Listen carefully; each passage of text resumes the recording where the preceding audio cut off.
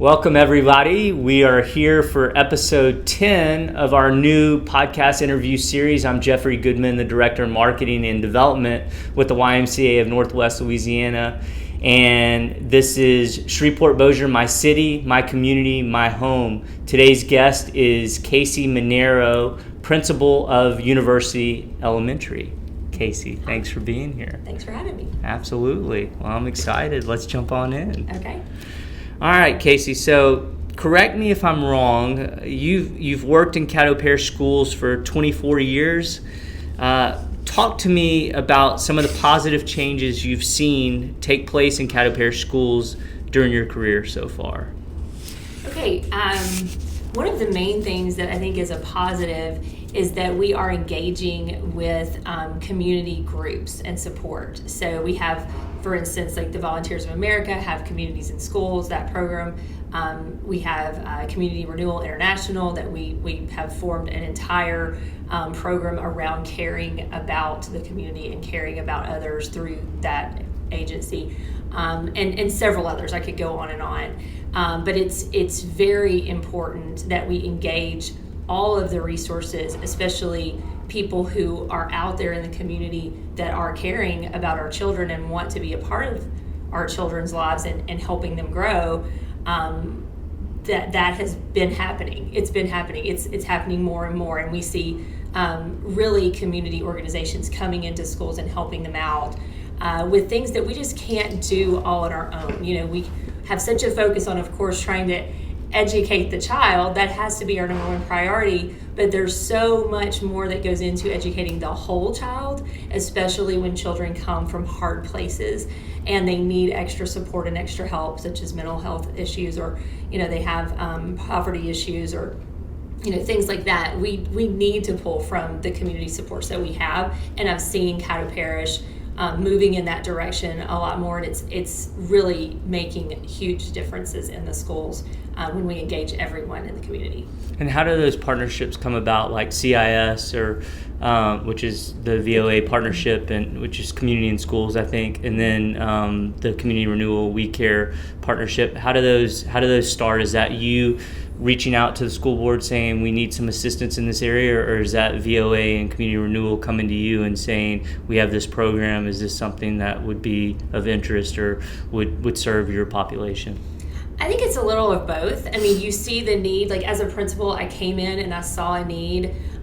We have a very diverse population at my school, and I wanted to make sure everyone was getting along and worked together, and saw how important collaboration was, and that people who look differently from one another don't always get along, and how can we work on bridging some of those problems and getting people to really see each other with worth and value, no matter if you look different or if you're not from the same place or have the same background.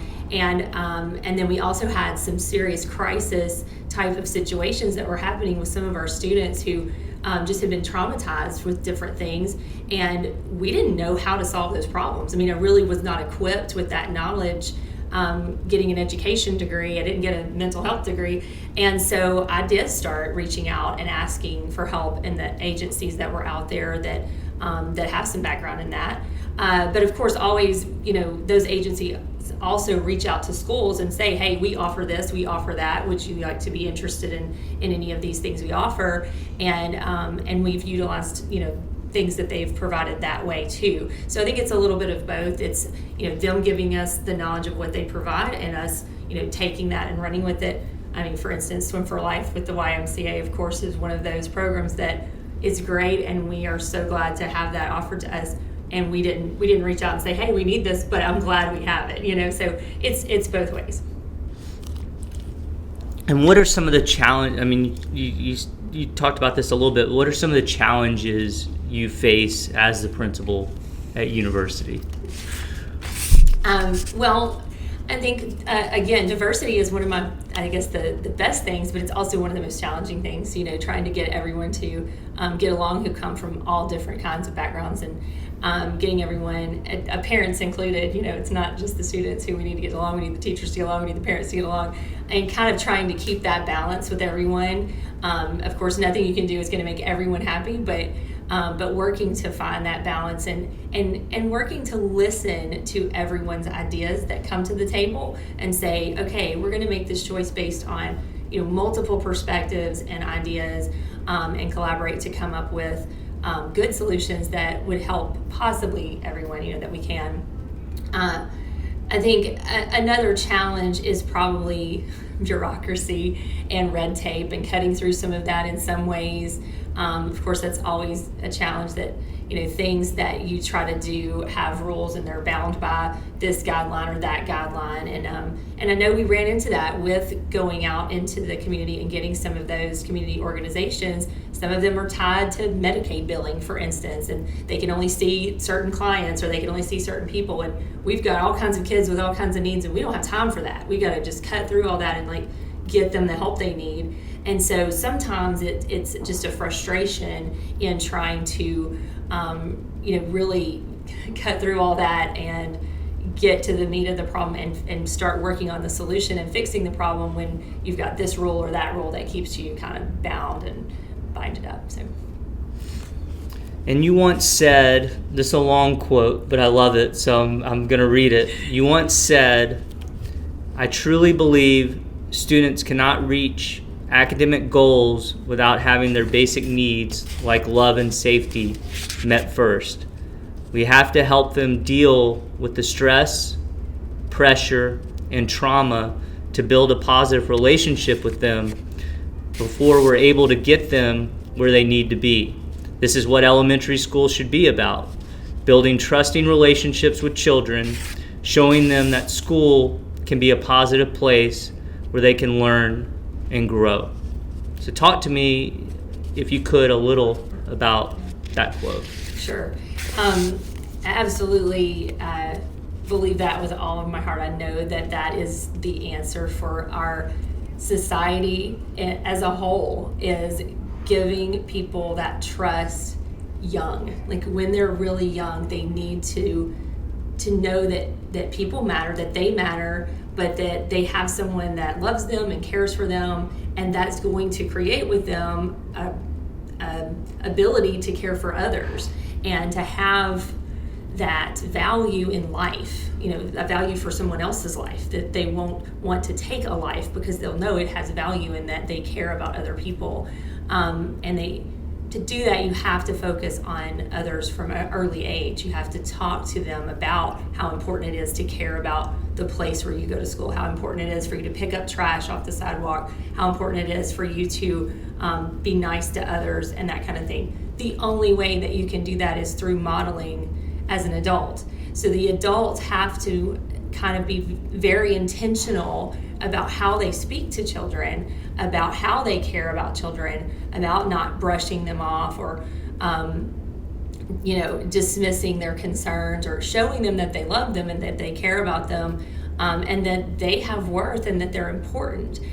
Because if we throw children away or make them feel thrown away, whether or not we're actually throwing them away, if we push them off to the next person because they're a little bit difficult, because they're frustrating, because they had a meltdown, if we say, well, I don't care about you, I don't have time for that, I can't deal with that, and push them off to the next person or the next thing, those kids are going to go down and spiral down a path that's just the next person's problem, and it's not going to help change anything. So yes, what we call it is, we say Maslow's before Bloom's. So Maslow created a hierarchy of need that is, you have to be loved, you have to have your basic needs met, you have to feel safe, you have to have safety and a safe place to live, that kind of thing, before you can think about other things like learning the periodic table, for instance, or something like that, because you can't focus on those hard things until you feel calm and comfortable in those things that we take for granted, of course, that we can learn anything because we are calm and feel safe. But these children who come to us, sometimes we're their only safe place. And so we have to recognize that as the first and foremost, build the relationships, build the trust, love them where they're at, whatever they're bringing to the table. And then we can teach them about the hard things and go from there. So. And what? That's awesome. I'm sorry. Yeah, they're my kids. That's awesome. What percentage of your kids, I mean, just roughly fit into that Maslow need or come from a place that maybe is a little bit more challenging or a little more complex? It's hard to put a number on it because you don't know what everyone is going through. But I would say we have about 40% who either have a socioeconomic need, come from a hard place, or and if you take into account like divorced families, and I mean that's still a trauma that people kind of now just are like, oh, we don't know, it's still a trauma to that child, and there's a lot of things. COVID has been a new trauma that has affected 100% of the children, so and the adults. So there's I think most people bring some sort of trauma with them when they come, and just making sure we're recognizing it for what it is, and that we're responding to it with the right tools. And I'm going to ask you about Community Renewal We Care in a minute, but since you mentioned it, we tell people, because I just recently learned about CIS and what it is and how it works. Will you explain a little bit about VOA's incredible CIS program? Okay, so there's actually three different or three different agencies that we're working with, and that different schools are working with different agencies. So I want to be kind of clear about a couple of things. So CIS is with VOA, and then Community Renewal International is our We Care program. We have that. And then we have the VYJ, the Volunteers for Youth Justice, that have brought in TBRI, another acronym. We have lots of acronyms in education, which is Trust-Based Relational Interventions. And it's a whole team of people that have been very supportive and integral in what we're doing to support this work. And so I just want to make sure I kind of define those things. So I'll start with We Care. If you want to. Let's take us through each of them. Yeah, that'd be great. Okay, so We Care is a program that we designed from our school with the help of Community Renewal International. They were already doing the friendship houses, and if you see the signs in the neighborhoods that say We Care on them, they're a We Care house or a Haven house, and they kind of came up with that model of the village, which my grandmother used to always say, it takes a village, to raise children, and that's kind of that model of, we are all in this together. We're all a village that can help each other's children, that can help other people. And if we look at schools in the same ways that we do cities, we can learn a lot about that structure of people need to feel like they belong. They need to feel like they belong somewhere. And so we have in our school houses, kind of like Harry Potter. So each individual classroom is a house. And then those houses, we have a house in each grade level. So I'm just taking one, for instance, the House of Mercy. We'll have a House of Mercy in each grade, and then they come together and can have a house party. And they earn points for these house parties by doing caring acts. So instead of where you might see a lot of competition in schools about academic acts, which we do that too, we have all kinds of awards and things for academics, but we also have this point system for caring acts. And so our kids are very hyper-focused on doing things intentionally that is reflective of caring for others. And that gives them a sense of citizenship. They're already in a house. Their street is their grade level, and their block is kind of the building, and so they already start getting that sense of community. And we're hoping that as time progresses, that these kids, they will feel like they belong to someone, and they'll understand that people of all different kinds of backgrounds and comes from different places can all be a part of this group that's a positive group. And then when they move on into being an actual citizen, then they'll say, oh, I need to support my community. I need to help organize this trash pickup, or I need to organize this community cleanup day, or, those kind of things will carry, them throughout their lives, and they'll remember having that sense of belonging, and that your neighborhood and your city is just like your school was. That's where you are at the moment, that you need to help take care of it. It's part of who you are, and you need to step up and do things to make it better. And give me 2 or 3 examples, if you could, of a service act. Okay.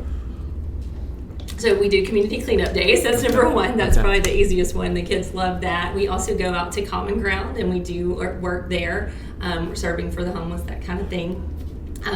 but they do acts of caring all day long. So like, somebody drops their backpack and they help pick it up, or they open the door for somebody who has their hands full, those kind of things, reflect those tenets of the compassion and caring and loving and kindness and all those things that they do. And just in recognizing the act of caring and bringing intentionality to it, you bring it to the forefront of everything you're doing, and that's the key to it. It's little bitty baby steps. It seems like little tiny things, but those tiny things add up to the big thing, which is you overall get a sense of, this is what is important for me to do as a person and be as a human being, is caring about others, and kind of get away from that me model and go out into the world and we need to be about others, and that's how we're going to change things. And so that's kind of the root and the basis of all of that. Are y'all the only, are y'all the only We Care Community Renewal partnership among schools? So we started that one, and we have branched out a little bit and started modeling it into other schools. And I know that Atkins Elementary did a little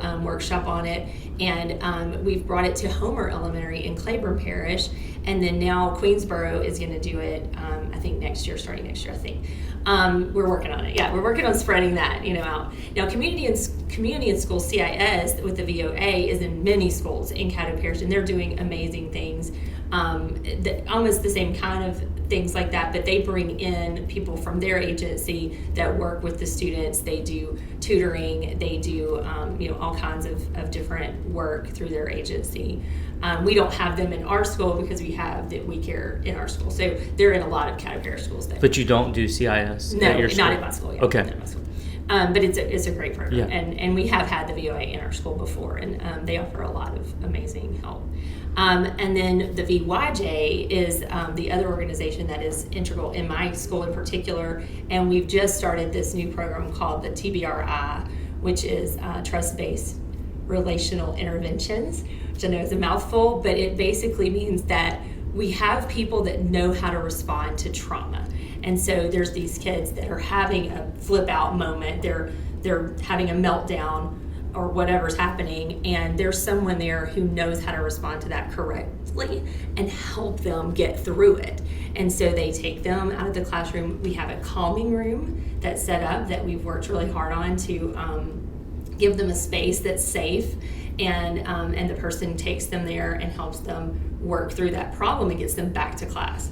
Whereas prior to that, if you have a kid that flips out, and let's just say screaming or throwing a chair or something, just that cannot be what's going on in the classroom, the teacher, of course, is having to stop the lesson, having to call the SRO officer. They're being taken out by an officer, getting disciplined, getting punished, when really what we need to be figuring out is the why behind that behavior. What's making this person act this way? Because it doesn't make sense, and there's usually a root cause, and we really, when we get to the bottom of that, we can do more and get them back in the class. That's the whole point, is to have someone there that can take them out. Doesn't really interrupt the teacher. The teacher can keep teaching, doing what they need to do. The kid can get calmed down and get back in there, instead of it being a punitive thing where, okay, this kid is suspended for 3 days or expelled or kicked out of the school, and then, like I said, just becomes someone else's problem,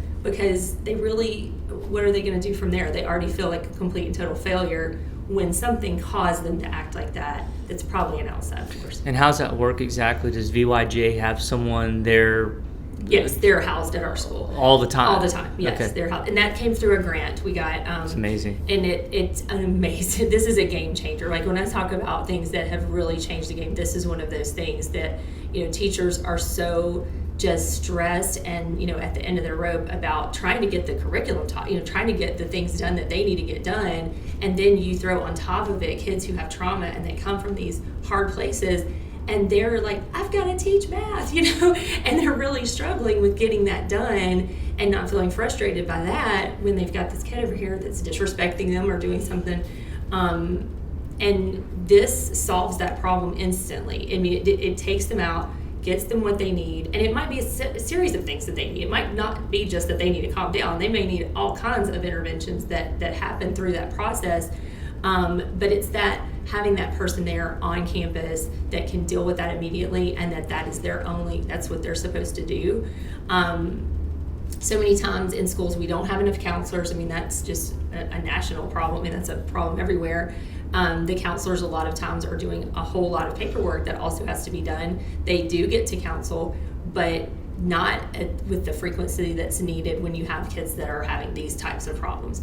And to really be truly able to just sit there with that kid as long as they need, that needs a mental health professional that can just do that, and that's their whole thing. So with this grant, we got that person and a crisis intervention team of amazing people. We have an attendance officer that is on staff now through that program, and then we have some people who come in that do our Wildcat ambassadors, which is like a leadership team, and give them that educational side of things. And then another lady who comes in and does lessons with them about caring and loving and kindness and all the components of that, just to keep reinforcing those important values that need to be at the root of all of it. So it's like it's a big thing. It's a lot of people, and it's great. It's seriously a game changer for schools. If we can get that everywhere, that would be awesome. Love it. Yeah. I'm skipping my next question because it was about We Care. We covered it. All right. So I assume that parents and schools form a crucial relationship, that parents play a major role in a child's success at school. Can you speak a little about this? What are the key things a parent can do to supplement the work you and your staff do at university? Teach their kids to care about others. So teach them to love, teach them to communicate and have meaningful conversations without arguing or without going to fists or going to violence. I know a lot of times we have parents who are like, no, if somebody messes with my kid, I tell them, punch their lights out. I mean, I really have, people say that, and that just can't be the answer. We've got to come up with other solutions, or we're just going to live in a very violent world. And so, my main suggestion to parents would be to teach love and kindness. You don't have to get along, you don't have to have the same beliefs, you don't have to like the person, but just be nice. I know that's so silly, it sounds so trite, but it's so important to teach your kids those values of just loving and caring others. How do you get to the parents? Like, how do you get that interface with the parents? Well, I call them. I call them and talk to them. We have a lot of situations that arise, and so I'll have to talk, call and talk to the parents. But of course, pre-COVID, we had a lot of activities that we were doing, and now we're starting those again. Like, we just had field day, and the parents were actually able to come to field day, so I walk around and talk to them about things and how things are going, and just try to make those connections wherever you see them, whenever you can see them. But we do call them. We have PTA meetings. We bring them in for those, and through some of these agencies, they're starting to do some parent meetings about teaching parents how to do some certain things, and dealing with some of these kids that are in such a hard place or have such trauma. A lot of it is the parents need to have education about how to work with their kids that are having trauma. So that's already in the works too. But what I was going to say is that parents, what they could do as far as helping schools is, it's hard to say, but I'm just going to say it. Call the teacher if you have a question. If your kid comes home and says something, don't take it face value. Kids come home and they say all kinds of crazy stuff. And a lot of times what we're dealing with in the fires that I'm putting out is that the kid has come home and they said, this happened. And 9 times out of 10, it's just, it's not what happened, and they just say, well, are you calling my child a liar? My child's not a liar. Well, all kids kind of embellish things or kind of can make stories, a little bit more than what they are. And I have had some funny stories of, what kids thought they saw and what actually they saw, or what they thought they heard and what they actually heard. And so I would just implore parents to, don't just take what your kid says as face value. Talk to your teachers. Don't just automatically assume your teacher is not there for your child. The teachers really want to help your child, 99% of the time. They're all trying to help the children. They're not trying to do things to harm the children. But there's a wall right now, for some reason, a defensiveness about teachers, like that they're trying to harm the children for some reason. And all the teachers went into teaching because they love and care about children and want children to succeed. So it doesn't really make sense why there's this constant feeling of that. I don't know if it stems from whatever they had in their lifetime of their situation when they were educated. It may not have been a good situation or something like that. But I know that most teachers are really trying to help the children. So if the parents would like to, kind of talk it out before getting so upset about something that might not even be what happened, that would probably be the best advice I could give them. Yeah, it's interesting. I feel like in our generation, I would get in trouble or do something wrong, and the reaction was, "Well, why'd you do that?" And it seems to have shifted, and I don't know. Who knows? Can't figure that one out, because if my teacher said something that I did, told my parent I did this or did that, I would be in trouble. Right. The teacher wouldn't be in trouble. Right. I would be in trouble. And so that has shifted somehow, and that needs to get back straight, and I'm not saying believe anything anybody says, I'm just saying, do some investigating, dig deeper, ask questions, call your child's principal and ask the right questions. Don't just assume, one way or the other. And in your role, I want to go back to something we talked about a second ago. In your role, how do you, are you able to talk to parents about how to parent? I'm able to, the ones that want to, they'll ask me questions, sure, and I think it's different for everyone, and I definitely don't want to be, judgmental about parenting. We all have, our things that are hard, and every kid is different, and every kid has, different needs and that kind of thing. But if parents ask me, sure, I will say, whatever advice I can give them from what I know, but who knows who's doing it right. But can you tell parents, you need to teach your kid how to care more, or I do. I definitely say, hey, let's work on caring. Whatever Johnny has, shown that he's, being mean to others or something like that, and I'll say, hey, let's work on that at home. Make sure y'all have talks about it. Make sure y'all, put it at the forefront of what you're doing. Hey, who are you going to be nice to today? Who are you going to wake up and say, I'm going to be nice to this kid today? And I'll give them some examples like that and try to go that direction with it. I don't try to tell anybody, what to do or how to parent, but I'll give all the advice I can. Perfect. Well, I'm down to my final question with you. So you're obviously deeply involved with the future kids of Shreveport-Bossier. As you look to the future of our community, what makes you optimistic? I'm optimistic because I see these kids every day and how amazing they are and how much potential they have. And I guess my job is to keep them on the right path, the good path of caring for others and not being in that me-centered, way, and really trying to get them to look at what they can do for our city instead of what can our city do for us, that whole thing. And so I just see so much potential. I see kids caring about each other all the time, every day. I see kids getting along with each other. I see children who play on the playground really well together in perfect harmony that look completely different from one another and come from completely different backgrounds and places. And I see that every day. So I'm like, if they can do it, we can do it. And if they're doing it now, what I'm hoping is that they'll continue doing it and that they'll remember those things and those moments they had with someone who looked different from them or someone who had a different religious background for them, or whatever, and that when they are adults, they'll just still have that foundation that's strong there. That hey, in robotics class we all got along and we made this robot do this thing, and we all looked different and we all came from different places and we were able to do this successfully. So we can build a city together. That it doesn't matter that we all look different and come from different places. We can make this work. We don't have to fight. There's things we can do to collaborate to be helping this place be better. So. Love it. Okay.